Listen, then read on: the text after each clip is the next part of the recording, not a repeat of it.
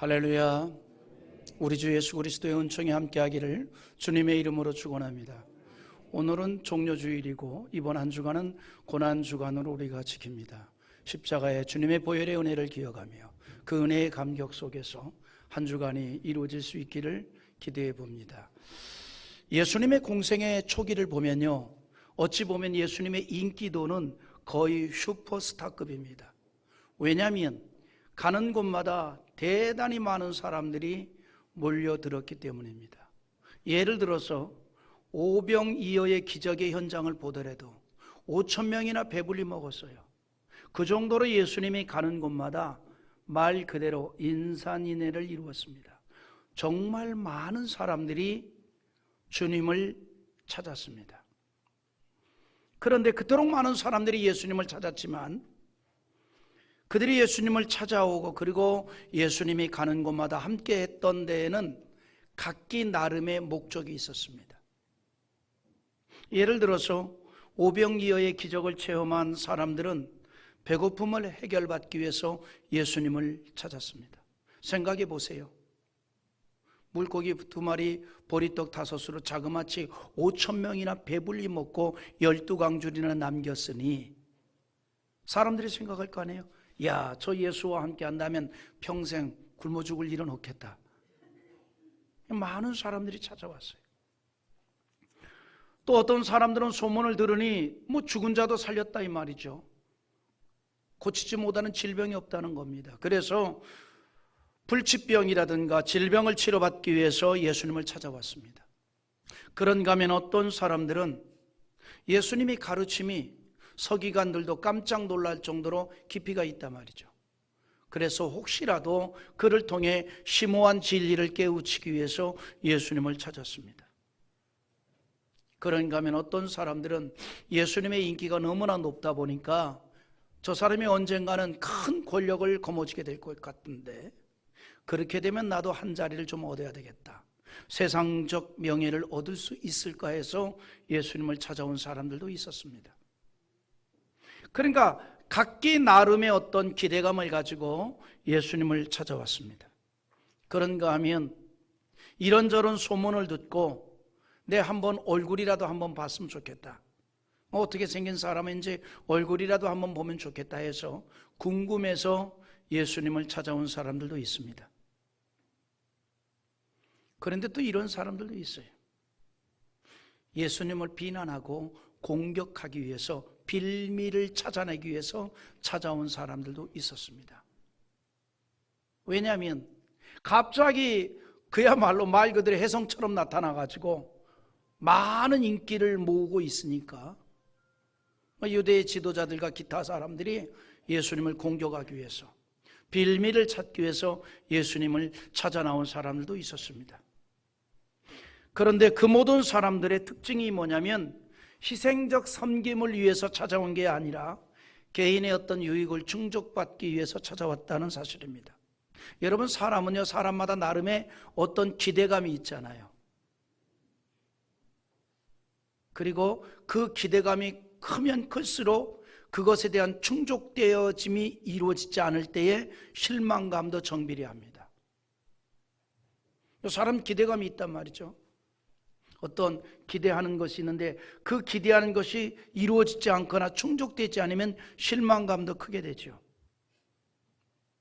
그러니까 예수님께 찾아온 사람들은 나름의 어떤 기대감 속에 찾아왔던 것입니다. 그런데 어느 날 그 예수가 십자가에 달려 죽음을 당하게 됐단 말이죠. 그러니까 모든 사람들이 일시 흩어지게 된 거예요. 아, 이제 저 사람의 시대는 끝났다, 다 흩어지게 된 거예요. 심지어 예수님의 제자들까지도 예수를 버리고 도망을 합니다. 마가복음 14장 50절에 보면 제자들이 다 예수를 버리고 도망하니라 그랬습니다.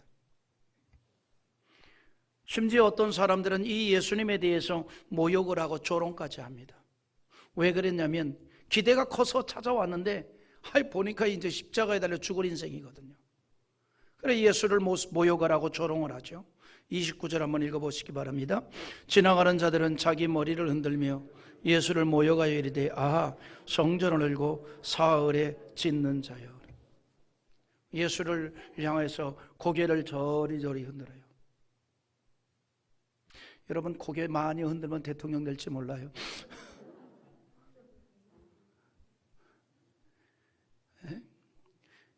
예수님을 향하여서 막 도리도리 하면서 모욕을 했어요.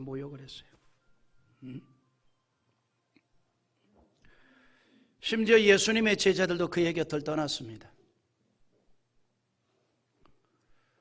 특히 예수님의 제자 가운데 성격 급하고 자주 나서는 제자 하나 있지요. 베드로 제자. 이 베드로는 예수님 뭐라 얘기하면 가만히만 있지 그냥 막 나서는 제자였습니다. 오늘 예수님께서 내가 가는 길은 너희들이 따라올 수가 없다. 내가 가는 길은 고난이요 죽음의 길이다. 그러니까 가만히나 있지. 주여 그리하지 마옵소서. 아니 나는 이 길을 가야 될 수밖에 없다. 그렇다면 내가 그 길이라면 죽음의 길에도 나도 따라가겠습니다. 그래요. 그렇게 장담했던 베드로까지도 예수님이 로마 병사들에게 붙잡히게 되자 예수님에게서 멀리 떨어져 버렸습니다. 멀리 떨어졌다. 그러니까 제자들도 도망가고 사람들도 다 떠나가고 그리고 예수님 붙잡히게 되니까 베드로도 멀리 떨어졌습니다. 그래도 베드로가 궁금증이 많은 사람이에요. 고향으로 바로 안 갔습니다. 예수님이 붙잡히게 되니까 어떻게 될까 궁금했어요. 결말을 보고 싶었던 겁니다. 그렇다고 가까이에서 보자니 신상에 해가 될 것 같으니까 일단 멀리 좀 떨어져서 지켜보기로 했던 겁니다. 마가복음 14장 54절 한번 읽어볼까요? 자, 시작. 베드로가 예수를 멀찍이 따라 대제사장의 집들 안까지 들어가서 아랫 사람들과 함께 앉아 불을 쬐더라. 오늘 본문의 예수님은 그 형편이 사람들로부터 환영을 받거나 혹은 박수를 받는 게 아니지요. 죄인이 되었고 사람들에게 희롱을 당하고 욕을 먹고 있습니다. 성경은요 그 상황에 대해서 아주 자세히 언급하고 있습니다. 그게 오늘 본문 31절과 이전인데 또 한번 같이 천천히 읽어보십시다. 그와 같이 대제사장들도 서기관들과 함께 희롱하며 서로 말하되 그가 남은 구원하였으되 자기는 구원할 수 없도다. 이스라엘 왕 그리스도가 지금 십자가에서 내려와 우리가 보고 믿게 할지어다 하며 함께 십자가에 못 박힌 자들도 예수를 욕하더라. 그래 무슨 말입니까? 사람들이 막 예수를 희롱을 하죠. 또 대제사장들과 서기관들도 희롱합니다. 심지어는요 예수님 십자가에 달릴 때 좌편 우편에도 또 다른 십자가를 달리는 죄수들이 있었습니다. 이들은 살인죄, 강도 이런 극악한 죄를 범해서 십자가 처형을 당하고 있는 겁니다. 그런데 그런 자들조차도 예수를 희롱을 하는 거예요. 예수를 향해 욕을 하는 겁니다. 그러니 예수님의 제자들이 예수의 옆에 바로 있을 수가 없었던 거죠. 이런 일이 있기 전에는 모든 제자들이 전부 예수님에게 가장 가까운 제자가 되기를 원하고 자기들 스스로 자천해서 내가 예수의 오른팔이다 이렇게 제자들이 외쳤습니다. 예수의 오른팔이다. 예수님 왼손 잡히면 어떡할 뻔했어요. 자기가 오른팔이다. 그러나 지금은 다릅니다. 지금은 아무것도 할 수 없고 힘없는 죄인으로밖에 안 보이는 상황이죠. 그런 예수님과 함께하는 것은 신변의 위험이 있을 수도 있습니다. 그러니 제자들조차도 예수님에게부터 멀리 떠날 수밖에 없는 겁니다. 그런데 여러분 보면요 성경을 보니 그런 상황에서도 진심으로 가슴 아파하며 예수님을 따르는 자들이 있었어요. 그들은 막달라 마리아요, 어머니 마리아요, 살로메 등입니다. 그들은 가슴을 치면서 울면서 예수님의 뒤를 따랐습니다. 여러분 난세에 영웅이 나고 진정한 벗은 어려움을 당할 때 할 수 있듯이 주님을 진심으로 사랑하는 성도의 신앙도 어려움을 당할 때 나타나게 되는 겁니다. 고난을 당할 때, 어려움을 당할 때 믿음의 사람은 더욱 주님을 찾을 수밖에 없습니다. 그래서 진짜 신앙은 어려움을 당할 때 나타나는 거예요. 우리는 그것을 제자들의 행동에서 보게 됩니다. 정작 가장 예수님에게 가까이 해야 될 제자들이 다 예수의 곁을 떠났습니다. 이제 예수님께서는 빌라도 법정에서 재판을 받고 십자가 처형을 받기 위해 당신이 달린 십자가를 지고 골고다를 향해 올라갑니다. 그때 많은 군중들이 몰려들었어요. 지금 몰려든 사람들은 예수님을 조롱하면서 따르는 구경꾼들입니다. 그런데 그 구경꾼들 사이에서 우리가 오늘 관심 있게 보려는 한 사람을 만납니다. 구레네 출신 시몬이라는 사람입니다. 이 사람은 예수님의 기적을 보았던 사람도 아니고 예수님의 가르침을 들은 적도 없습니다. 예수님으로부터 어떤 은혜를 받은 사람은 더욱 아닙니다. 왜냐하면 오늘 성경에 보니까 그가 구레네 출신이라 그래요. 아프리카야, 아프리카. 멀리 떨어져 있어요. 그러니까 뭐 예수님의 가르침을 들어본 적도 없고 예수님을 만나본 적도 없는 겁니다. 그런데 그가 지금 다른 사람들과 함께 십자가를 지고 예수님을 보게 된 이유가 있습니다. 그가 유대인의 명절, 유월절 절기를 지키기 위해서 그 먼 곳에서부터 예루살렘 성전에 참석하기 위해서 왔다가 우연찮게 구경을 하게 된 것입니다. 말씀드린 대로 구레네는 예루살렘에서 대단히 먼 거리에 있습니다. 그러니 예루살렘에서 이루어진 일들을 알 수가 없지요. 그 2000년 전. 그러나 미루어 짐작해 볼 때 이 사람은 유대인들의 율법을 받은 것으로 여겨집니다. 그래서 유월절 절기를 지키기 위해서 예루살렘에 왔던 것이고, 그리고 예기치 않은 구경을 하게 된 겁니다. 그는 쉽게 볼 수 없는 십자가 처형을 보게 됐습니다. 당시에 이 십자가 처형은 가장 간악한 죄인, 그냥 한 번에 죽이기에는 그것도 아까운 아주 악한 죄인에게 처형하는 처형법이거든요. 그래서 로마법에, 지금은 로마가 통치하고 있으니까 로마의 시민권자는 아무리 악한 죄인이어도 십자가 처형을 안 시킵니다. 그러니까 가장 간악한 자를 처형할 때 사용하는 게 십자가 처형법인데, 이 십자가 처형법이 좀 어려움이 있어요. 처형당하는 사람 입장에서는. 왜냐하면 수모를 당하고 사람들에게 막 욕을 먹고, 그리고 또 하나는 한꺼번에 죽는 게 아니라 십자가에 매달려서 3일씩 이렇게 있다가 몸 안에 있는 수분이 다 빠진 다음에 죽는 거니까 숨이 끊어지는 그 시간까지 고통을 당하다가 죽는 처형법 아닙니까?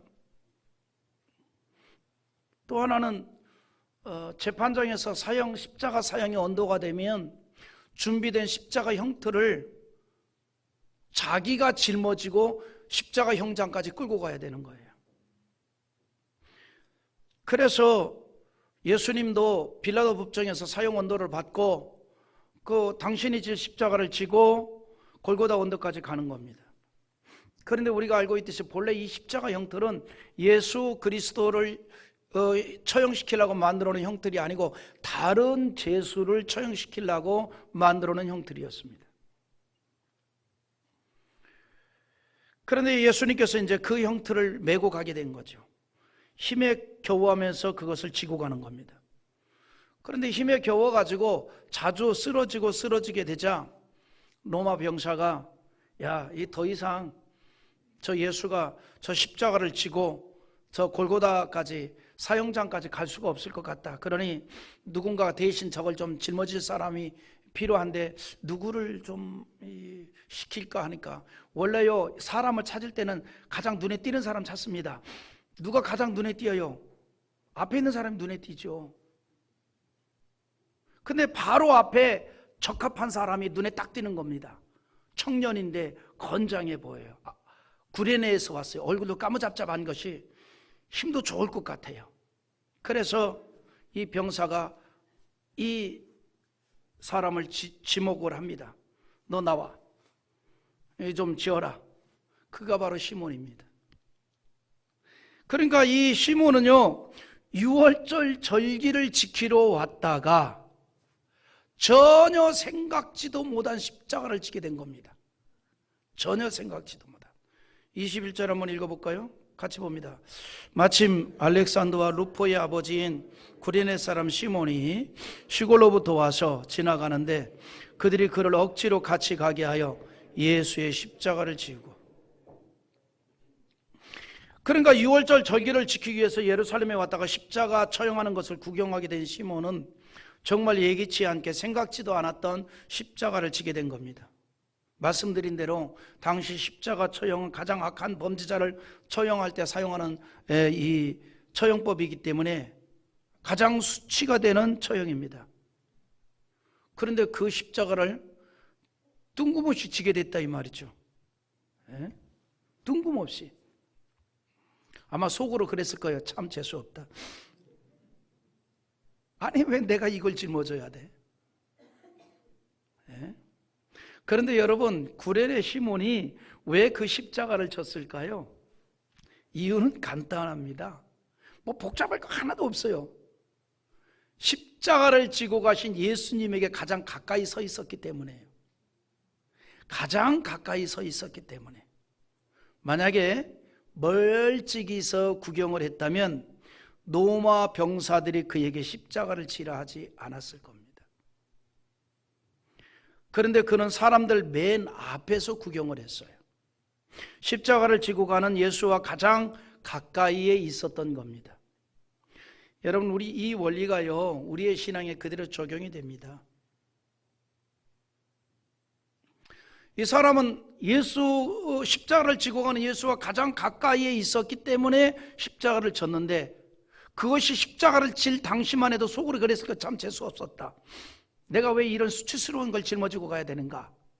시간이 지나가 보니까 이게 엄청난 은혜였어요. 시간이 지나고 보니까 이게 엄청난 영광이었다 이 말이에요. 여러분, 마찬가지입니다. 우리가 예수를 가까이 하려고 할 때에 우리는 예기치 아니한 십자가를 지게 될 일도 있습니다.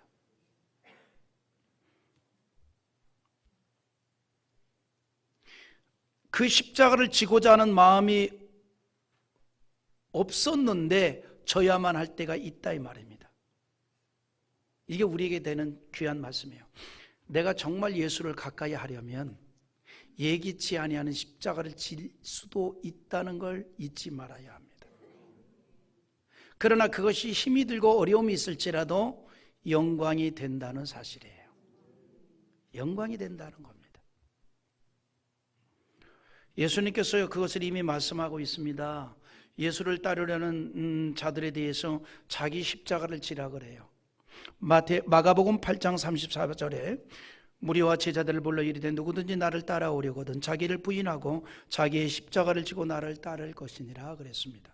또한 누가복음 14장 27절에서도 누구든지 자기의 십자가를 지고 나를 따르지 않는 자도 능히 내 제자가 되지 못하리라 그랬습니다.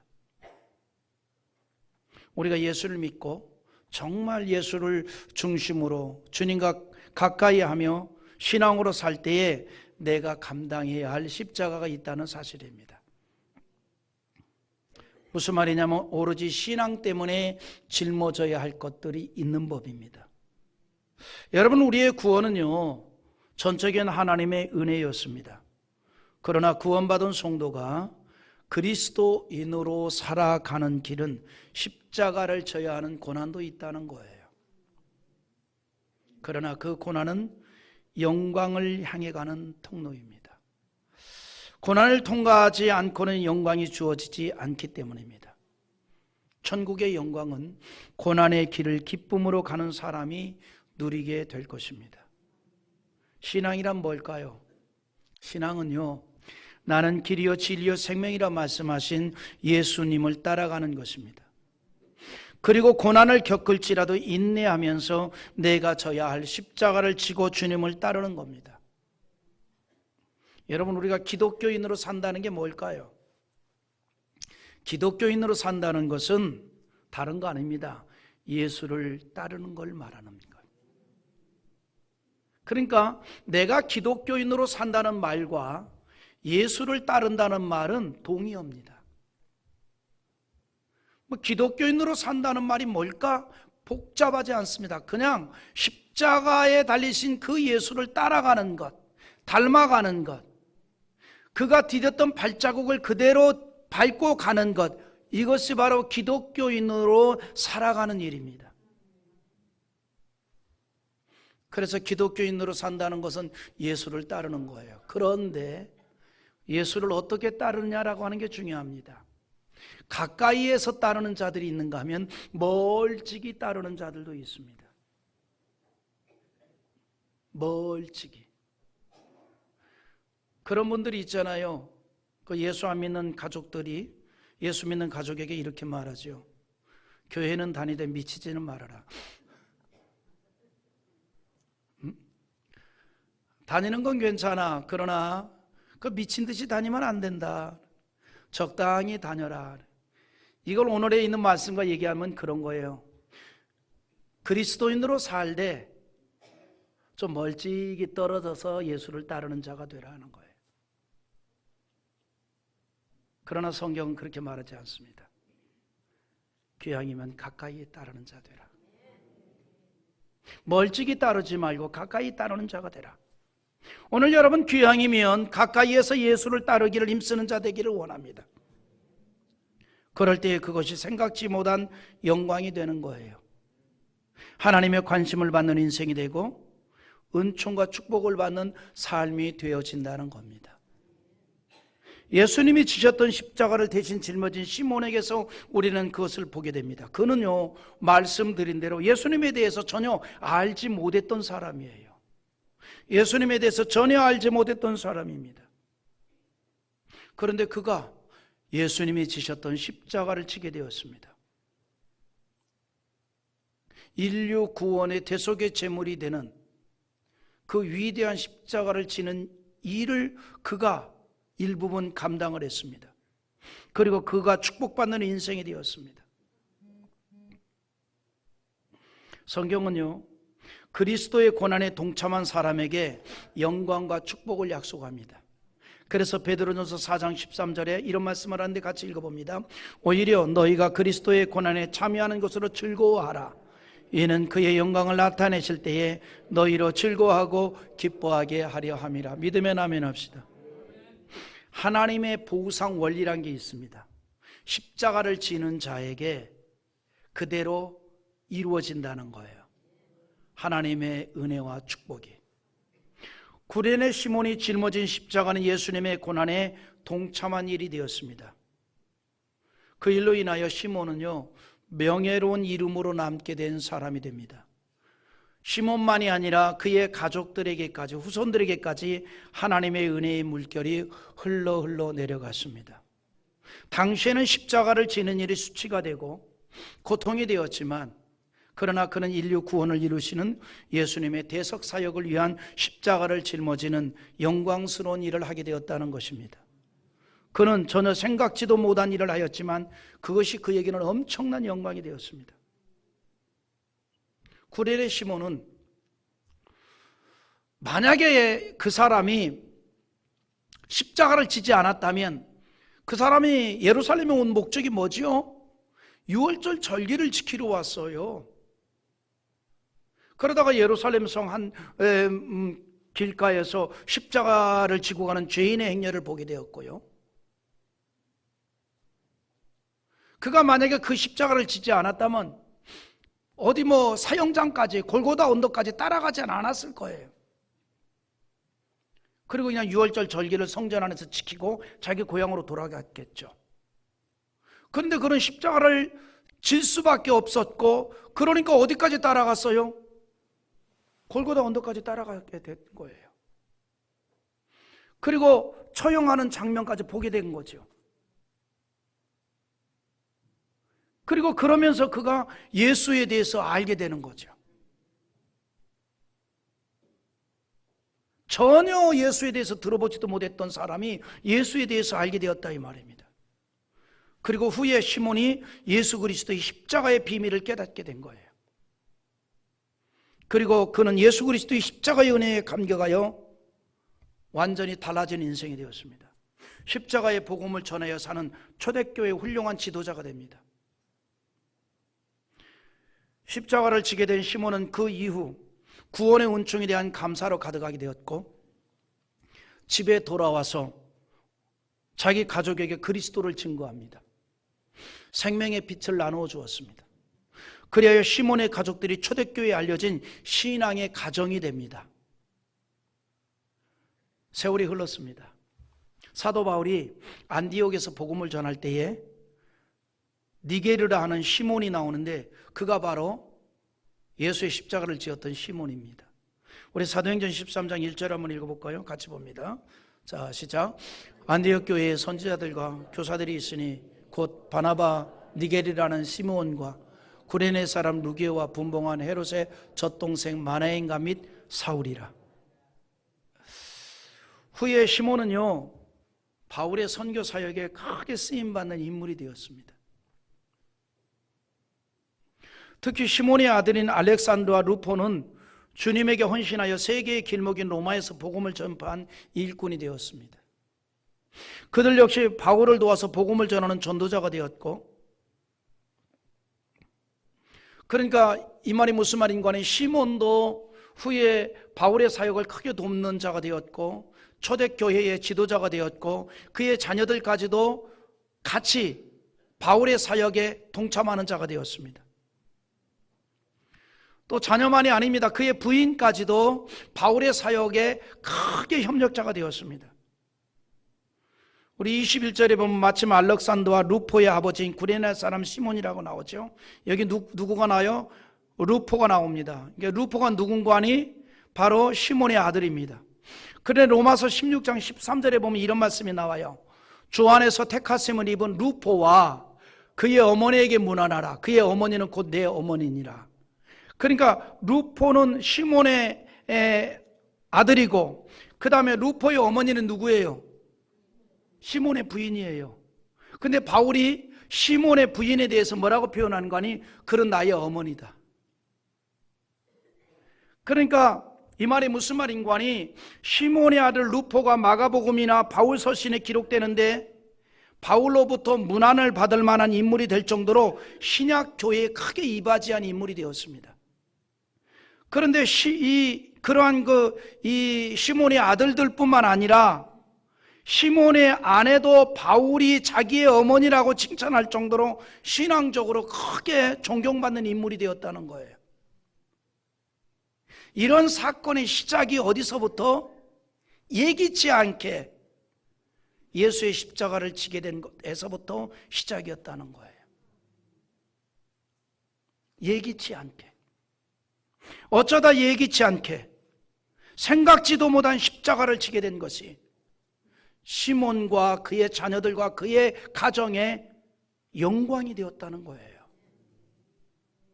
여러분, 시몬이 생각지 않은 십자가를 지고 영광이 되었듯이 우리에게도 내가 지게 될 십자가가 있습니다. 그게 뭡니까? 주님의 몸된 교회를 유익되게 하기 위해서 감당해야 할 모든 일들이고 모든 직분입니다. 내가 만일 나에게 그런 일이 있거나 그에게 기회가 주어진다면 시몬을 생각하십시오. 그리고 기꺼이 감당할 수 있기를 기대합니다. 근데 또 하나 중요한 게 있습니다. 어떻게 시몬이 십자가를 지게 되었을까요? 앞서 말씀드린 대로 가장 예수 그리스도에게 가까이 했기 때문입니다. 여러분, 주님께서 누구에게 큰 일을 맡길까요? 될 수 있으면 주를 가까이 하려고 힘쓰는 자입니다. 그런 자에게 일을 맡기는 거예요. 주를 가까이 하려고 힘쓰는 자에게. 누가 주를 가까이 하는 자라 할 수 있습니까? 주님의 몸된 제단을 가까이 하는 자가 주를 가까이 하는 자의 정비례 하는 거예요. 주님을 사랑하니까 주님의 몸된 제단을 즐겨 찾는 겁니다. 성경이 우리에게 가르쳐주는 원리가 있습니다. 교회의 머리가 예수 그리스도고 교회는 예수의 몸이다. 오늘 그러므로 주님을 사랑하는 자들이 주의 제단을 즐겨 찾는 거예요. 이것이 바로 주를 가까이 하는 일입니다.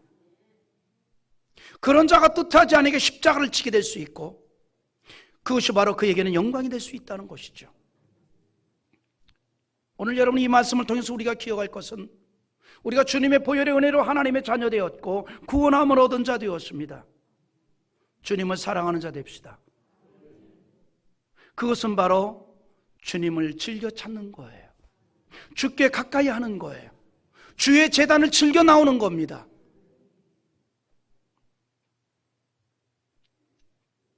그리고 예기치 않은 십자가를 지었을 때의 영광이 되었듯이 억지로라도 주님의 몸된 교회에서 어떤 것을 맡았을 때에 그것을 짊어지고 수고할 수 있는 자 되기를 바랍니다.